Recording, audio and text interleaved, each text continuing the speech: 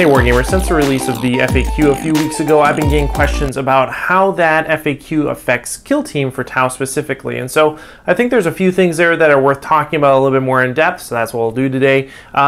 Before we do that though, I want to say thanks for watching. If you like this video, go ahead and hit subscribe. That way you don't miss any of my upcoming Tau or 40K content. Okay, so there are four big things that really happened in the FAQ for Tau. The first is that bonding knife ritual got reworded in a particular way. So it used to be that it was just bonding knife ritual, and then this was a rule that breachers and strike teams and pathfinders and stealth suits had, and you could all kind of gel together in that special rule, but now they've reworded it to be unit specific. So now if you have a bunch of breachers and you have one strike team near them, that one strike team does not actually benefit from the bonding knife special rule. He has his own special rule, the breachers have their own special rule, and that's true for all of these infantry units. And so that means that for army construction, if you're looking to capitalize on bonding knives for your nerve test, that you're going to actually want to specialize a little bit more than diversify in your army roster. So using mostly breachers or mostly strike team or mostly stealth suits, or at least if you bring them, have them close together, lumping them up is going to be the way to go. You're not going to want to have a pathfinder and a strike team standing next to each other at multiple points around the battlefield, because none of them are going to actually synergize off of each other. Instead, you're going to want to have clumpy units and or have multiple units of the same type. So I hope that makes sense. I think this is a subtle change. It's not a huge change in a lot of ways, because people weren't bringing a lot of pathfinders. People weren't bringing a lot of strike team or breachers. Although there is a little bit of the sprinkling of breachers or strike teams I've seen in some lists. For the most part, we're talking about stealth suits, and so having them there is not really going to change. You're still going to want to bring them, but it does change how you use that one strike team fire warrior that you bring, and that one pathfinder or that one breacher or whatever. So for that reason, keep that in mind. The next thing is that drones all had their armor save increased. This is good. For some reason they were at 5-up save in the core book instead of the 4-up save. So now everybody has a 4-up save.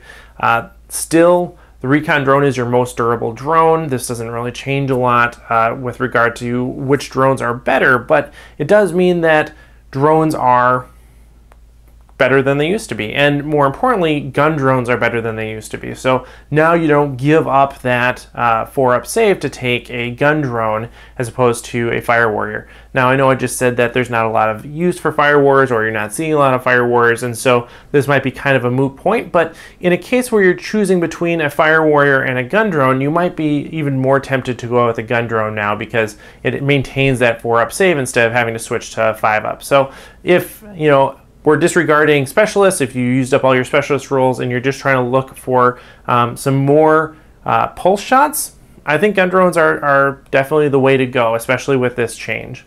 The next change is that shield drones got their shield ability, basically. So they still have that 4-up invulnerable save, but they now have the ability to have recoup wounds.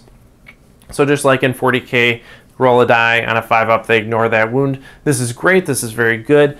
In 40K, that ability is better because shield drones are going to be intercepting, huge multi-damage shots for big units that really need it. So we're talking about saving wounds off of a Riptide.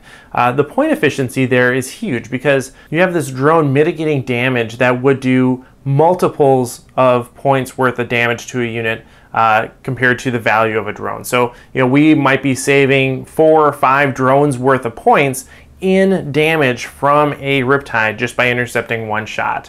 Whereas in Kill Team, that's just not the case. You're not getting the same savings in terms of points or offensive capabilities in Kill Team as you are in 40K. You're saving a wound off of the shield drone itself, or a wound off of a stealth suit at best. And yes, that makes a difference because your stealth suits are important in Kill Team, but overall it's not the same value. In this case, you're more likely to benefit by just investing more points in stealth suits instead of taking a shield drone. And I think that's true in general. So this improvement to shield drones is certainly good. It's certainly an improvement, makes them more viable. I've seen people talk about using shield drones as kind of like interception units to tie them up, and you can, or tying up enemy units, things like that in assault. And I think that's certainly a way that if I was using shield drones, that's how I would play them.